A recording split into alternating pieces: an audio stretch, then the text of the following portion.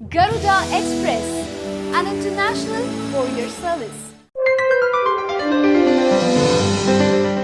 తోటి ఎమ్మెల్యే మృతి పట్ల వైసీపీ ప్రవర్తించిన తీరు విమర్శలు ఎదుర్కొంటున్న నేపథ్యంలో వైఎస్ జగన్ షాకింగ్ కామెంట్స్ చేశారు. తాము సంతాప తీర్మానానికి హాజరైతే భూమా నాగిరెడ్డి మంచితో పాటు తప్పులు కూడా చెప్పవలసి వస్తుందని, అందుకే హాజరు కాలేదని వైసీపీ అధినేత అన్నారు. సంతాప సభలో తీర్మానానికి వైసీపీ హాజరు కాలేదు. దీనిపై జగన్ మీడియాతో పిచ్చాపాటిగా మాట్లాడారు. చనిపోయిన వ్యక్తి గురించి చెడు చెప్పడం ఎందుకని వెళ్లలేదన్నారు. సంతాప విషయాన్ని కూడా రాజకీయం చేస్తున్నారని ధ్వజమెత్తారు. భూమా నాగిరెడ్డి మృతి చెందాడని తెలిసి చాలా బాధపడ్డానని చెప్పారు. అఖిలప్రియతో ఫోన్లో మాట్లాడానని అన్నారు. భూమా చనిపోయిన 24 గంటల్లోనే అఖిలప్రియను అసెంబ్లీకి తీసుకురావడం ద్వారా చంద్రబాబు బుద్ధి బయటపడిందన్నారు.